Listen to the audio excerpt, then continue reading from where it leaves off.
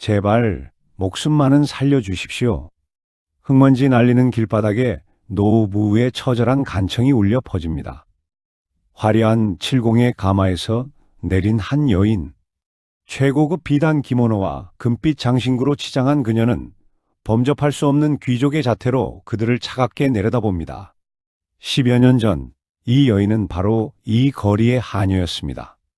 새벽 4시에 일어나 물을 깃고 주인의 구박을 견디며 굳은 일을 도맡던 소녀.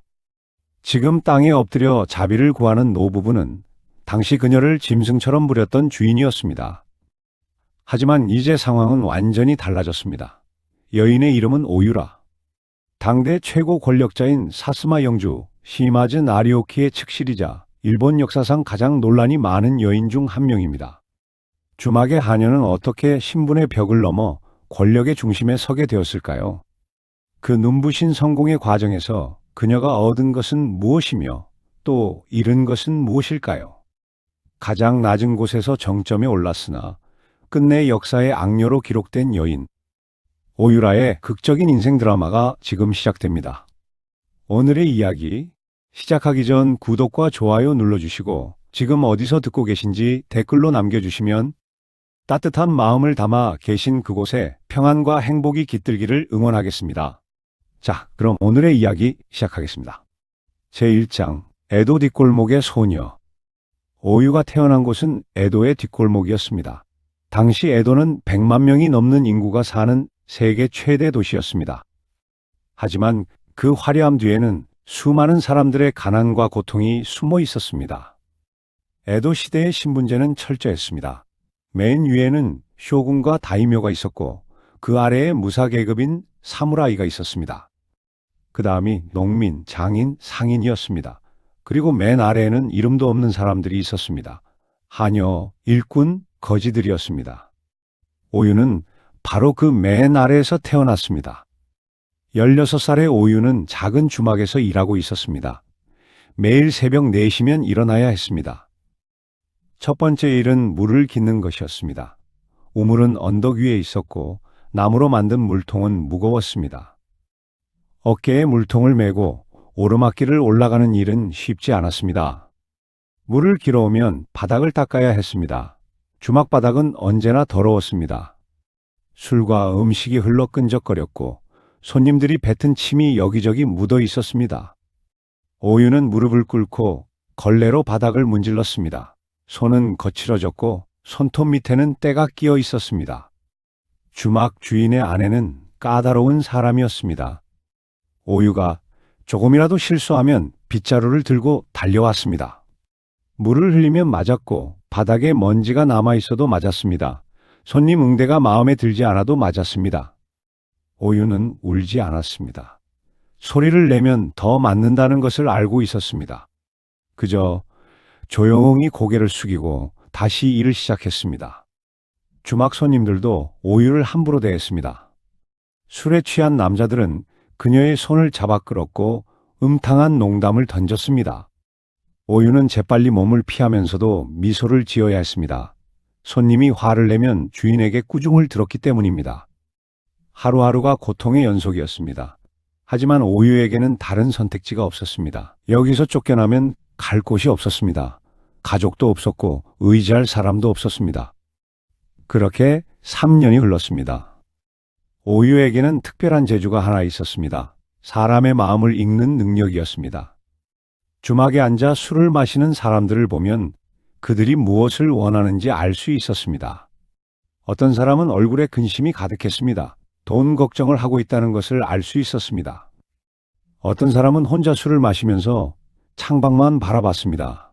외롭다는 것을 알 수 있었습니다. 어떤 사람은 큰 소리로 떠들었습니다. 자랑을 하고 싶어 하는 사람이었습니다. 어떤 사람은 조용히 앉아 한숨만 쉬었습니다. 그냥 누군가 자신의 이야기를 들어주기를 바라는 사람이었습니다. 오유는 각각의 손님에게 맞춰 행동했습니다. 돈 걱정을 하는 손님에게는 싼 안주를 권했습니다. 외로운 손님 옆에는 조용히 앉아 이야기를 들어주었습니다. 자랑하고 싶어하는 손님에게는 감탄하며 칭찬했습니다. 시간이 지나자 이상한 일이 벌어졌습니다. 손님들이 오유를 찾기 시작한 것입니다. 저 아이가 있는 날만 여기 오게 돼. 오유가 있으면 기분이 좋아져. 단골 손님이 하나 둘 생겨났습니다. 주막의 매출이 늘어나기 시작했습니다. 주인 부부는 처음에는 이를 못마땅하게 여겼습니다. 하녀 주제에 손님들의 관심을 받는다는 것이 마음에 들지 않았습니다. 하지만 돈이 되니까 참았습니다. 매질은 줄어들었고 밥도 조금 더 주어졌습니다. 오유는 조용히 관찰하고 배웠습니다. 어떤 말이 사람의 마음을 움직이는지, 어떤 행동이 신뢰를 주는지 하나하나 익혀갔습니다. 그녀는 알고 있었습니다. 이곳에서 벗어나려면 무언가 특별한 것이 필요하다는 것을 말입니다. 그냥 예쁜 얼굴만으로는 부족했습니다. 에도에는 예쁜 여자가 넘쳐났습니다. 하지만 사람의 마음을 읽고 그들이 원하는 것을 주는 능력, 그것은 드물었습니다. 오유는 그 능력을 갈고 닦았습니다. 언젠가는 이 제주가 자신을 이곳에서 구해줄 거라고 믿었습니다. 1823년 가을, 운명의 날. 그날은 평범한 가을날이었습니다. 오유는 아침 일을 마치고 주막 바닥을 닦고 있었습니다.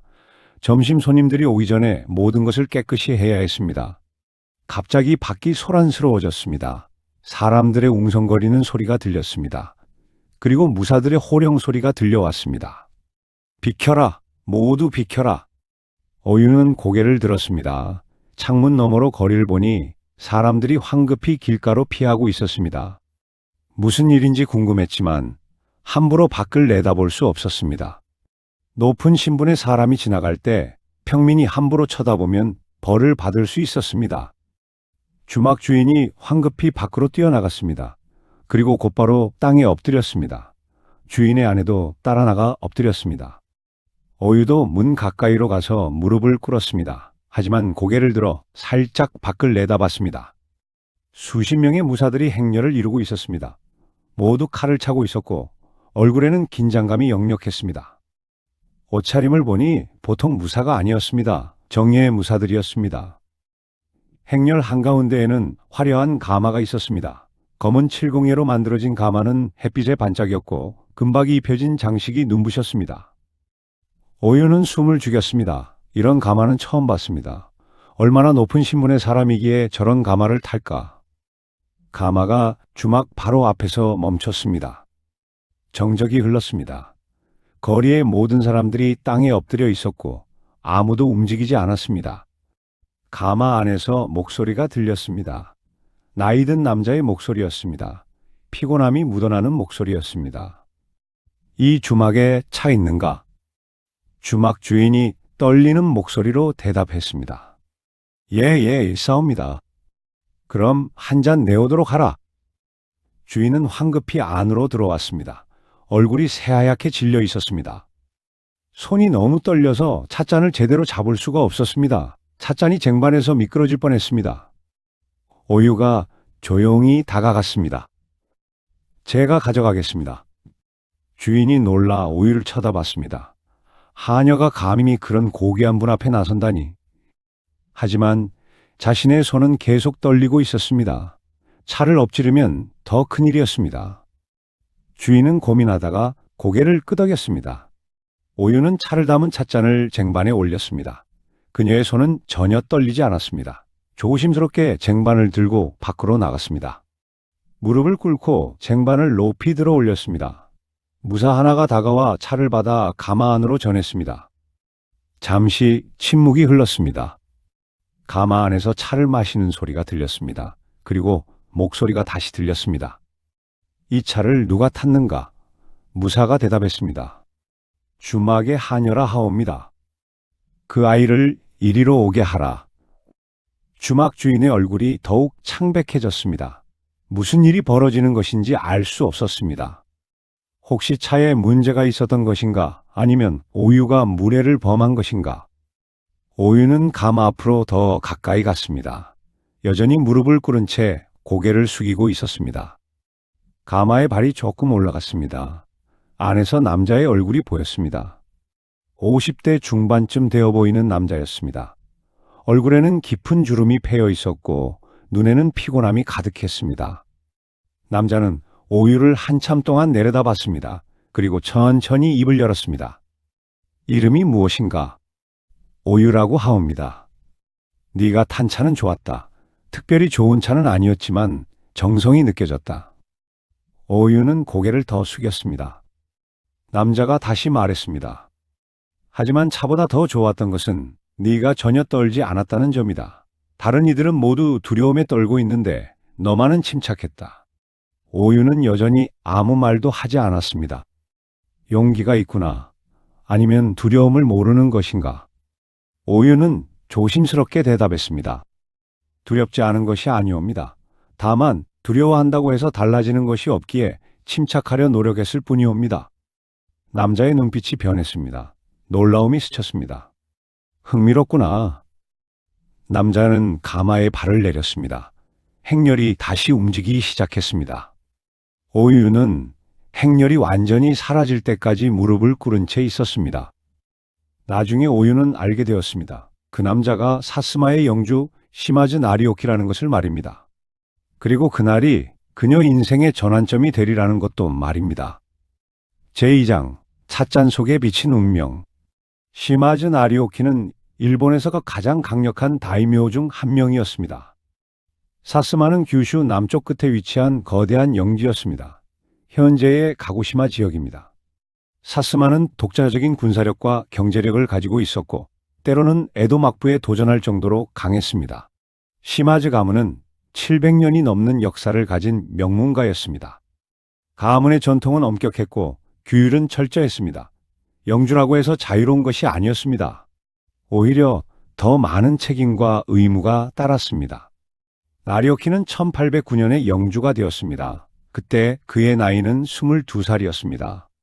젊은 영주는 야망이 있었습니다. 사스마를 더욱 부강하게 만들고 싶었습니다. 하지만 현실은 냉혹했습니다. 사스마는 엄청난 빚을 지고 있었습니다. 에도 막부의 명령으로 거대한 토목공사를 해야 했는데 그 비용이 천문학적이었습니다. 이것을 상케이가와 치수공사라고 불렀습니다. 1754년에 막부가 사스마에 명령한 공사였는데 사스마는 이를 위해 막대한 돈을 빌려야 했습니다. 영지의 재정은 파탄 직전이었습니다. 백성들에게 세금을 더 걷어야 했지만 이미 한계에 달해 있었습니다. 나리오키는 밤마다 장부를 들여다보며 고민했습니다. 가문 내부의 문제도 심각했습니다. 오래된 가신들은 젊은 영주를 믿지 않았습니다. 그들은 전통적인 방식을 고집했고 나리오키의 개혁안을 번번이 거부했습니다. 회의 때마다 충돌이 벌어졌습니다. 정실 부인과의 관계도 편하지 않았습니다. 정실은 교토의 명문가 출신이었습니다. 자신의 가문에 대한 자부심이 강했고 나리오키의 정치적 결정에 자주 간섭했습니다. 나리오키는 외로웠습니다. 주변에는 수백 명의 사람들이 있었지만 진심으로 대화할 수 있는 사람은 아무도 없었습니다. 모두가 격식과 예의를 차리며 그를 대했습니다. 아무도 그의 진짜 마음을 물어보지 않았습니다. 영주의 자리는 고독한 자리였습니다. 1823년 나리오키는 에도를 방문했습니다. 이것을 상킨코타이, 즉 참근교대라고 불렀습니다. 모든 다이묘는 1년 중 일정 기간을 에도에서 보내야 했습니다. 이것은 막부가 다이묘들을 감시하고 통제하기 위한 제도였습니다. 에도에서의 생활은 편하지 않았습니다. 다른 다이묘들과의 복잡한 정치적 관계, 막부 관리들의 감시, 끝없는 의정과 격식, 나리오키는 이 모든 것에 지쳐 있었습니다. 어느 날 저녁 나리오키는 성을 몰래 빠져나왔습니다. 호위 무사 몇 명만 데리고 평범한 옷을 입고 거리로 나갔습니다. 영주로서는 해서는 안 될 일이었습니다. 하지만 그는 잠시라도 그 무거운 짐에서 벗어나고 싶었습니다. 그가 찾아간 곳은 화려한 유흥가가 아니었습니다. 뒷골목의 작은 주막이었습니다. 아무도 그를 알아보지 못했고 아무도 그에게 격식을 차리지 않았습니다. 나리오키는 그곳이 편했습니다. 화려한 성보다 조용한 주막이 그에게는 더 편안했습니다. 그리고 그곳에서 오유를 만났습니다. 나리오키는 그 후로도 가끔 주막을 찾았습니다. 언제나 구석자리에 앉았습니다. 술을 시켰지만 많이 마시지는 않았습니다. 그저 사람들을 관찰하고 거리의 소음을 들으며 시간을 보냈습니다. 오유는 그에게 차를 내왔습니다. 다른 손님들에게는 차를 권하지 않았지만 이 손님에게는 술보다 차가 필요해 보였습니다. 특별히 좋은 차는 아니었습니다. 주막에서 쓰는 싼 차였습니다. 하지만 정성껏 탔습니다.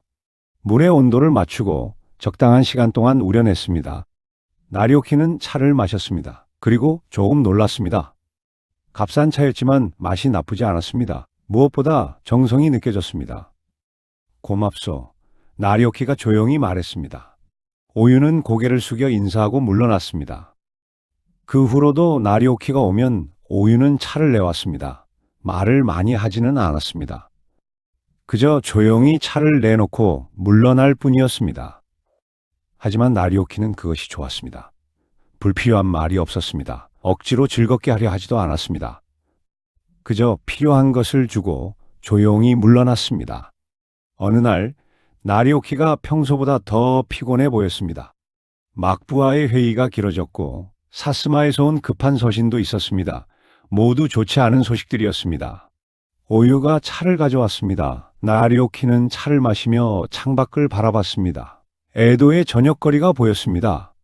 사람들이 오가고 장사꾼들이 물건을 팔고 아이들이 뛰어노는 평범한 풍경이었습니다. 오유가 물러나려 하자 나리오키가 그녀를 불렀습니다. 잠깐. 오유가 멈춰 섰습니다. 나리오키가 물었습니다. 이곳에서 일한 지 얼마나 됐소? 3년쯤 되었습니다. 힘들지 않소? 오유는 잠시 생각하다가 솔직하게 대답했습니다. 힘듭니다. 하지만 견딜만 합니다. 나리오키는 쓴 웃음을 지었습니다. 견딜만 하다. 자신의 삶도 그랬습니다. 힘들지만 견딜만한 삶. 그는 다시 물었습니다. 여기서 평생을 보낼 생각이요? 오유는 고개를 저었습니다. 아니옵니다. 언젠가는 이곳을 떠나고 싶습니다. 어디로 가고 싶소? 오유는 망설이다가 대답했습니다. 모르겠습니다. 다만 제 삶을 스스로 선택할 수 있는 곳이면 좋겠습니다. 나리오키는 그 대답이 마음에 들었습니다. 허황된 꿈을 말하지 않았습니다. 부자가 되고 싶다거나 귀족이 되고 싶다는 말을 하지 않았습니다. 그저 자신의 삶을 스스로 선택하고 싶다고 했습니다.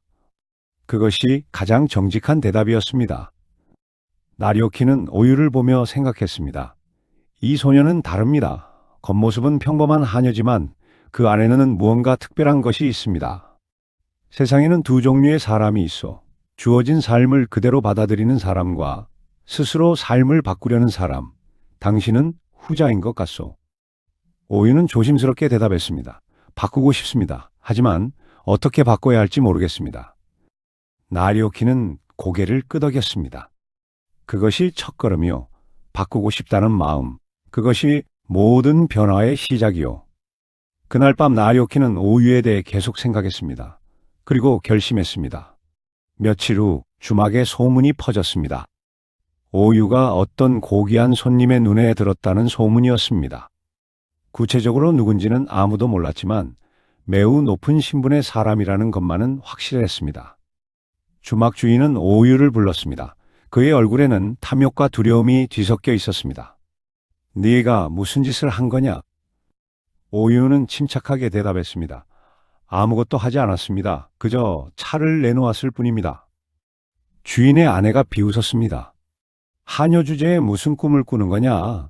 네가 아무리 발버둥 쳐도 내 신분은 바뀌지 않아.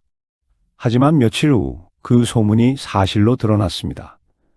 나리오키의 사람이 주막을 찾아왔습니다. 정중한 태도였지만 거절할 수 없는 명령이었습니다. 오유를 사스마로 데려가겠다는 것이었습니다. 주막은 발칵 뒤집혔습니다. 주인 부부는 어떻게 대응해야 할지 몰라 허둥댔습니다.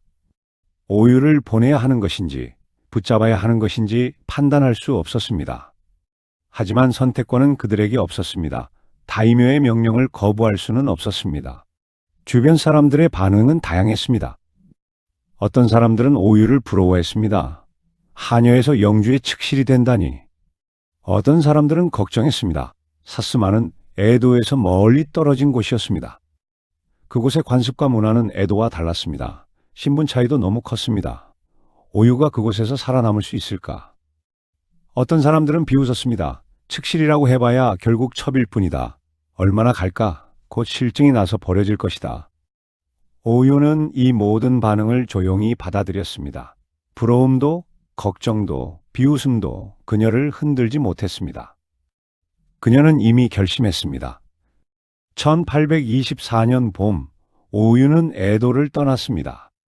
작은 보따리 하나가 그녀의 전 재산이었습니다. 입고 있던 옷 몇 벌과 어머니의 유품인 낡은 비녀 하나뿐이었습니다.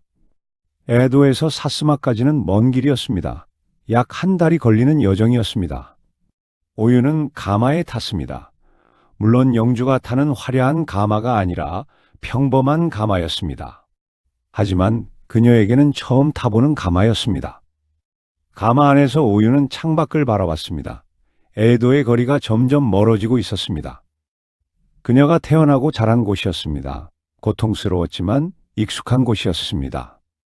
이제 그곳으로 돌아갈 수 없었습니다. 아니, 돌아가지 않을 것입니다.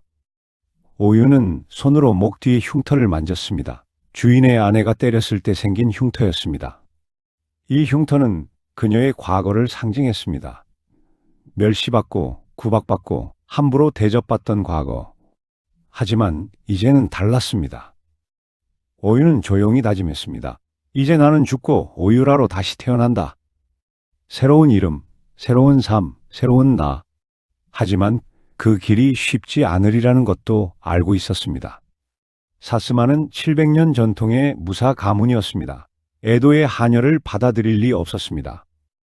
오유라는 싸워야 했습니다. 살아남아야 했습니다. 한 달 후 오유는 사스마에 도착했습니다. 거대한 성이 눈앞에 펼쳐졌습니다. 성벽은 높고 견고했습니다. 그 안에 수백 명의 사람들이 살고 있었습니다. 성문이 천천히 열렸습니다. 오유는 깊은 숨을 들이쉬었습니다. 그리고 성 안으로 들어갔습니다. 제3장, 보이지 않는 칼날의 성. 사스마성은 거대했습니다. 하나의 작은 도시라고 해도 과언이 아니었습니다. 성 안에는 무사들의 거처, 관리들의 사무실, 창고, 정원, 신사가 모두 있었습니다. 성의 한쪽에는 여인들의 구역이 있었습니다. 이곳을 오크고텐이라고 불렀습니다. 영주의 정실, 측실들, 그리고 그들을 시중드는 시녀들이 사는 곳이었습니다. 오유라는 이곳에 배정되었습니다. 처음 오크고텐에 들어섰을 때 모든 여인들의 시선이 그녀에게 쏠렸습니다. 차갑고 날카로운 시선이었습니다. 오유라는 조용히 인사했습니다. 하지만 아무도 대답하지 않았습니다. 침묵만이 흘렀습니다. 며칠이 지나자 상황이 명확해졌습니다. 오유라는 환영받지 못하는 존재였습니다.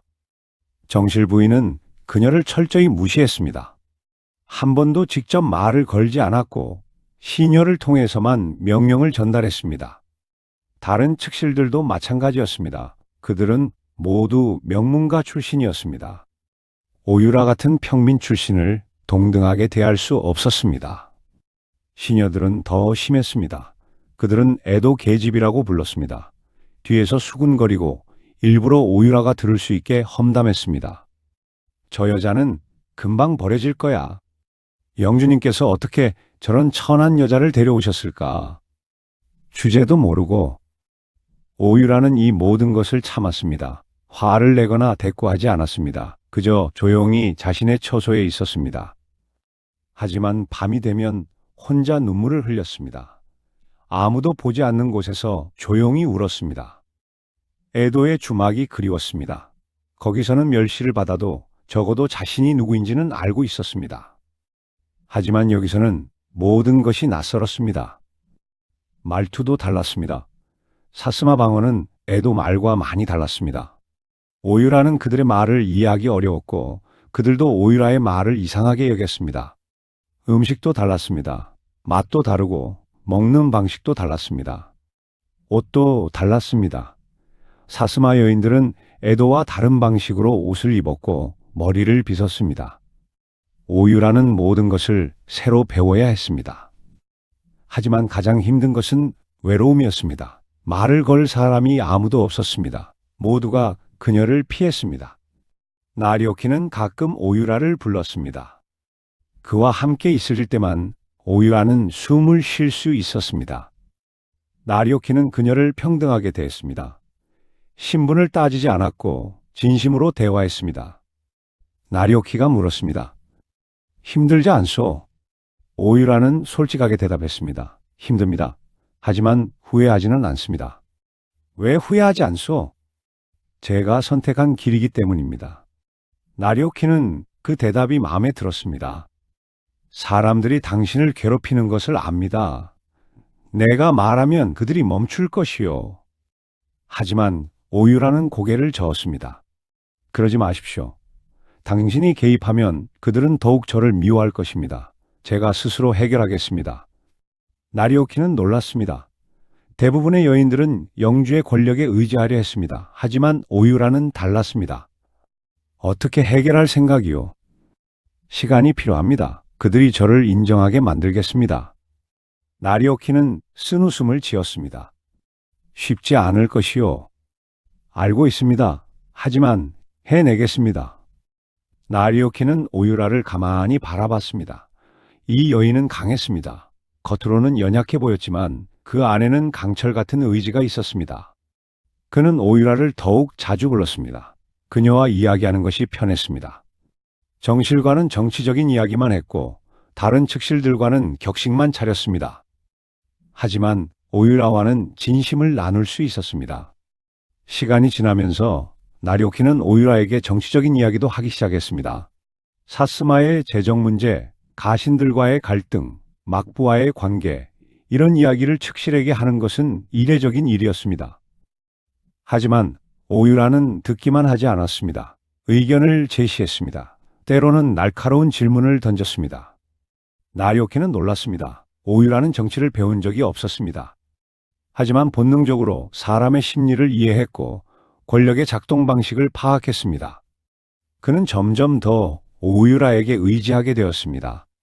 1827년 겨울 오유라는 아들을 낳았습니다.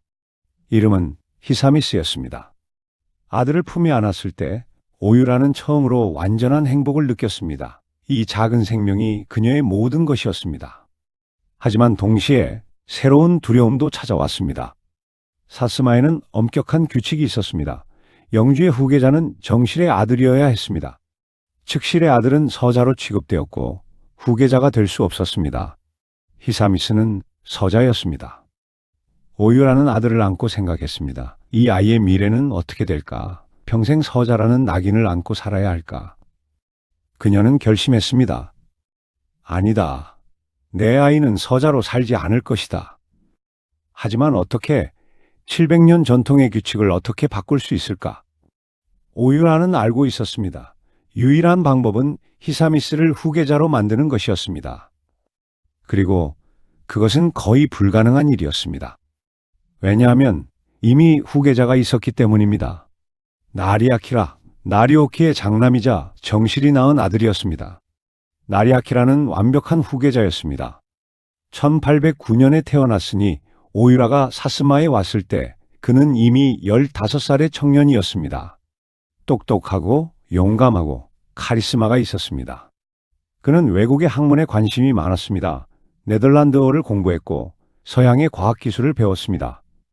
사스마를 근대화시키려는 야망이 있었습니다. 무사들도 그를 존경했습니다. 가신들도 그를 따랐습니다. 백성들도 그를 칭찬했습니다. 나리아키라는 모든 면에서 완벽했습니다.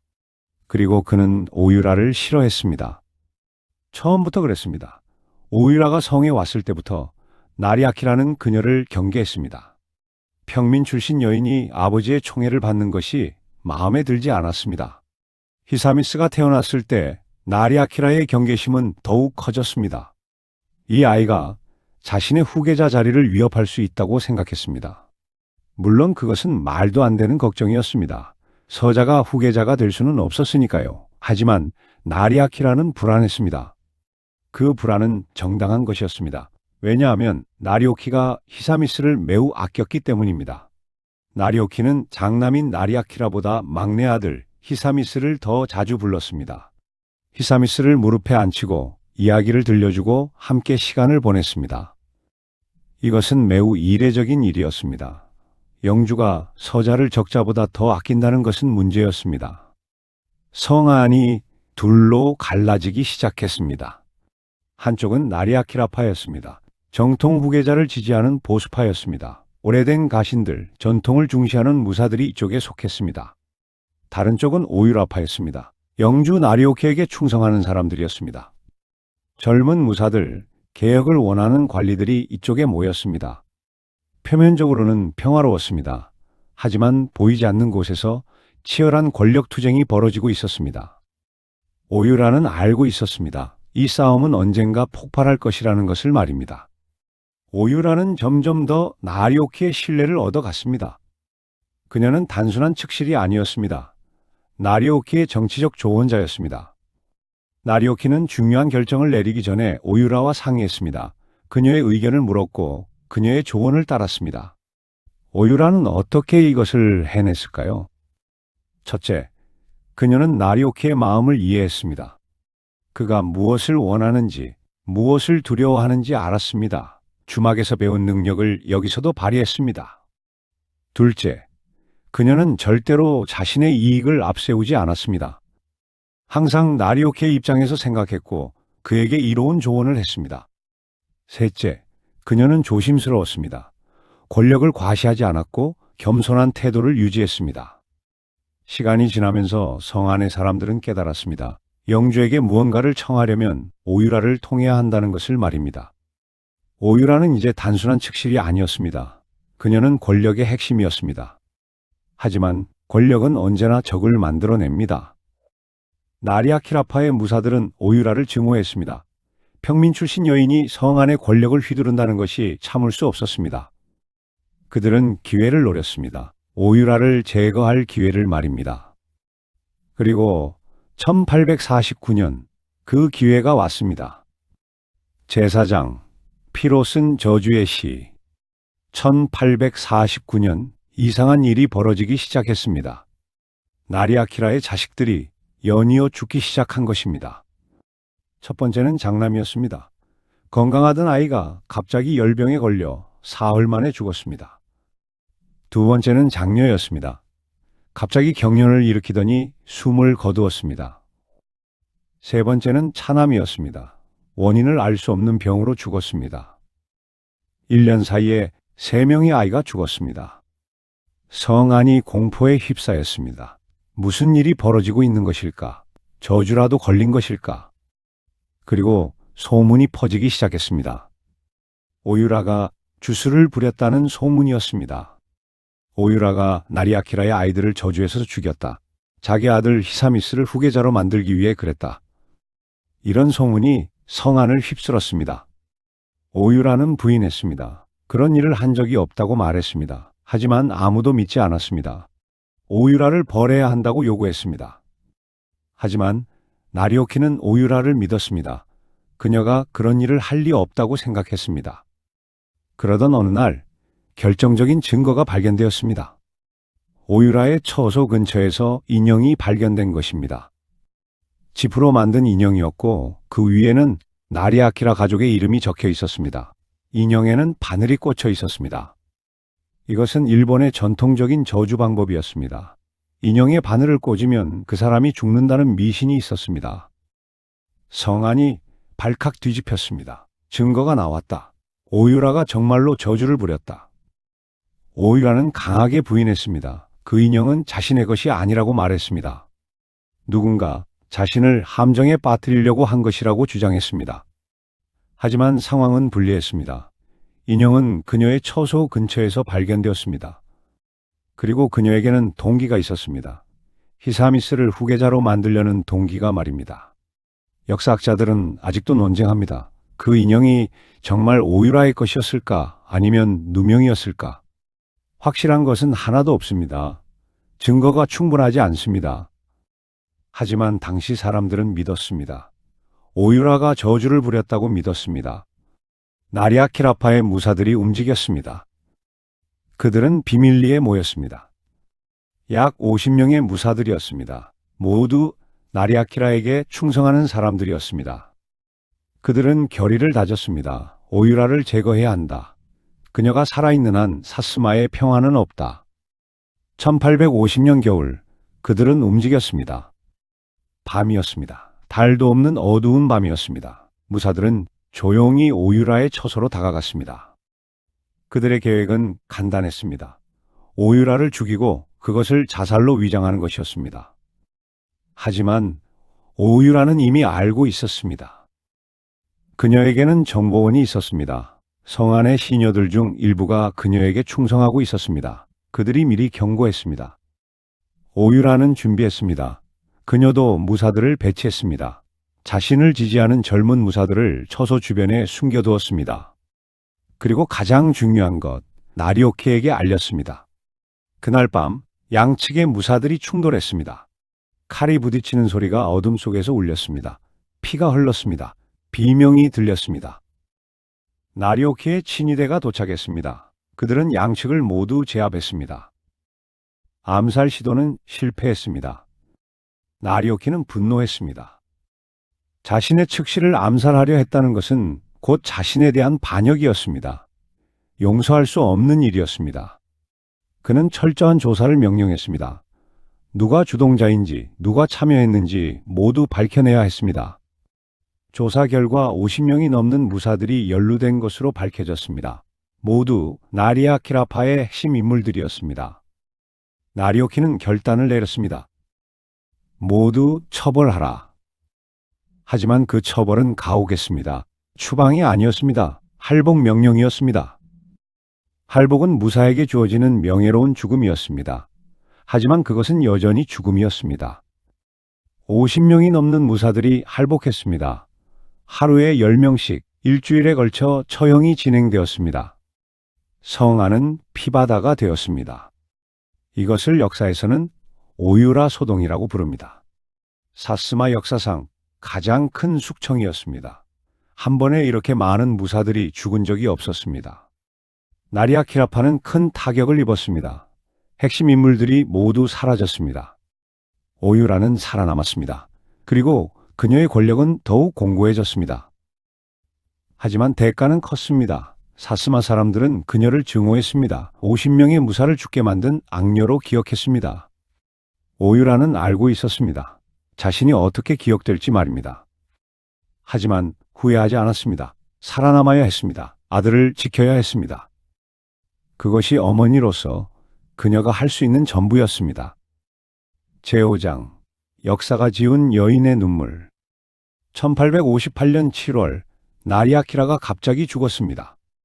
아직 50살도 되지 않았습니다. 건강했던 그가 갑자기 병으로 쓰러져 사흘 만에 죽었습니다. 사인은 콜레라로 추정됩니다. 당시 일본에서는 콜레라가 유행하고 있었습니다. 하지만 사람들은 또다시 의심했습니다. 오유라가 독을 탔다는 소문이 퍼졌습니다. 증거는 없었습니다. 하지만 사람들은 믿고 싶어 했습니다. 오유라가 마침내 최대의 적을 제거했다고 믿고 싶어 했습니다. 오유라는 나리아키라의 죽음에 대해 아무 말도 하지 않았습니다. 그저 조용히 장례식에 참석했습니다. 나리아키라가 죽자 후계자 문제가 떠올랐습니다.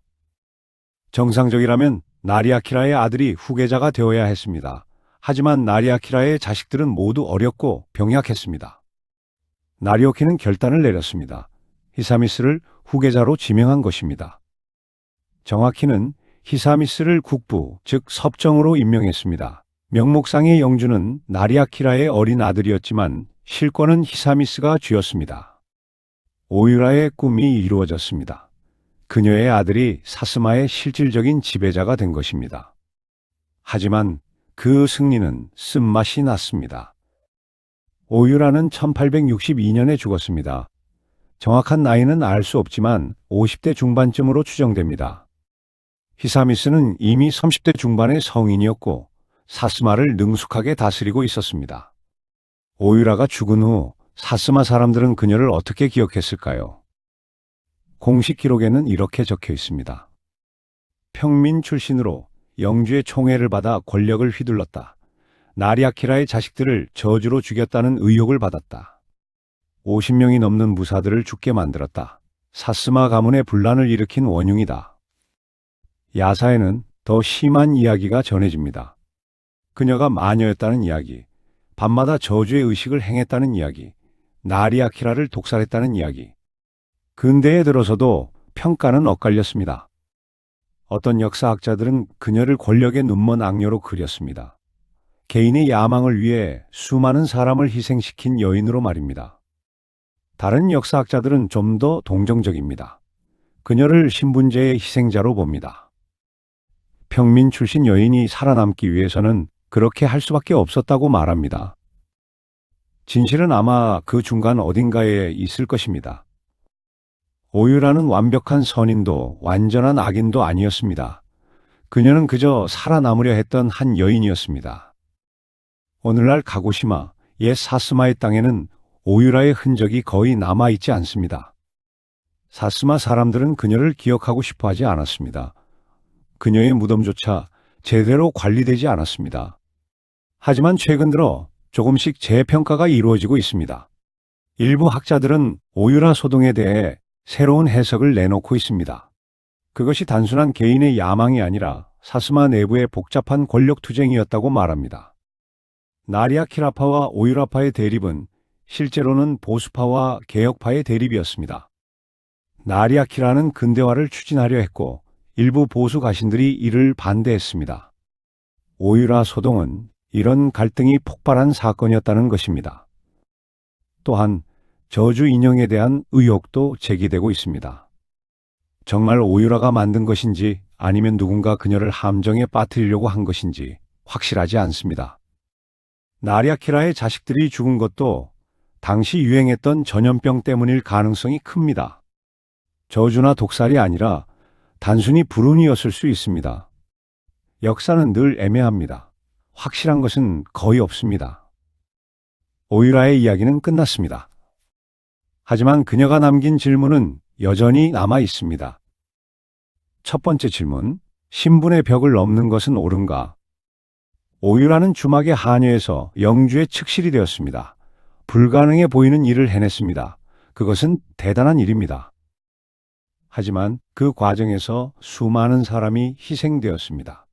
50명의 무사가 죽었습니다. 가문 내부에 큰 분란이 일어났습니다.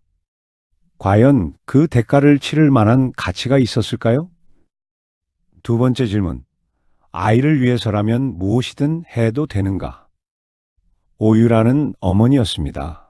그녀가 한 모든 일은 아들을 위한 것이었습니다. 히사미스를 서자의 굴레에서 벗어나게 하고 싶었습니다. 하지만 그 과정에서 그녀는 괴물이 되었습니다. 사람들을 죽게 만들었고 저주를 부렸다는 의혹을 받았습니다. 모성애는 모든 것을 정당화할 수 있을까요?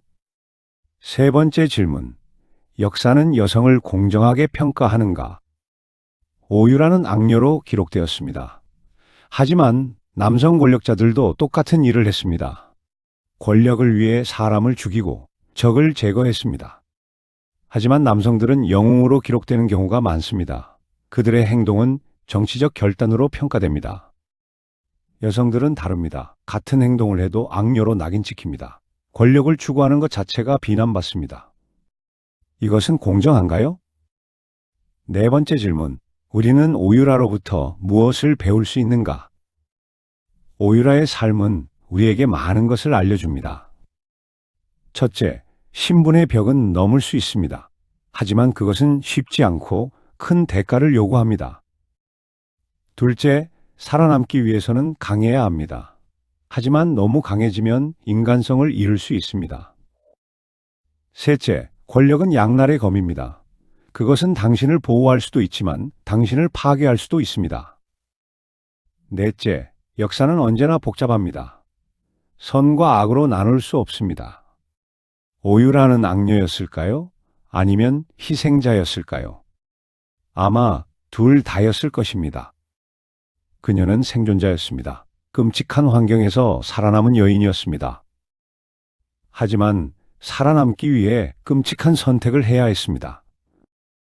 그녀는 어머니였습니다. 아들을 사랑했고 아들을 위해 무엇이든 했습니다. 하지만 그 사랑이 맹목적이었고 많은 사람을 희생시켰습니다. 그녀는 권력자였습니다. 불가능해 보이는 일을 해냈고 역사에 이름을 남겼습니다. 하지만 그 이름은 칭송이 아닌 비난으로 기억되었습니다.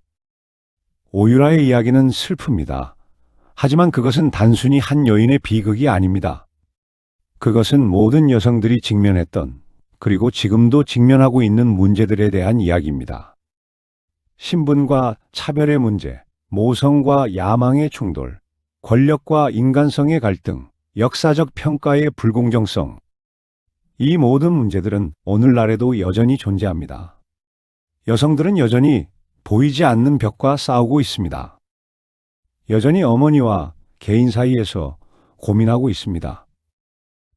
오유라의 이야기는 과거의 이야기가 아닙니다. 그것은 현재의 이야기이기도 합니다. 1830년대 그날 에도의 거리에서 오유라는 가마에서 내려 과거의 주인들을 내려다봤습니다. 그들은 땅에 엎드려 용서를 빌고 있었습니다. 오유라는 그들을 용서했습니다. 복수하지 않았습니다.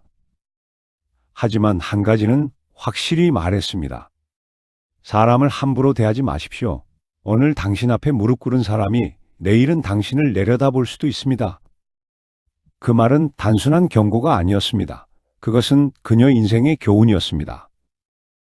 신분은 절대적이지 않습니다. 권력은 영원하지 않습니다. 오늘의 약자가 내일의 강자가 될 수 있습니다. 하지만 그 변화에는 언제나 대가가 따릅니다. 오유라는 그 대가를 치렀습니다. 악녀라는 이름으로 역사에 기록되는 것을 받아들였습니다. 하지만 한 가지는 확실합니다. 그녀는 선택했습니다. 운명에 순응하지 않고 스스로 길을 만들었습니다. 그것만으로도 그녀는 기억될 가치가 있습니다. 역사가 지운 여인 오유라. 그녀의 이야기를 우리는 기억해야 합니다. 그녀의 선택을 판단하기보다는 그녀가 직면했던 딜레마를 이해해야 합니다.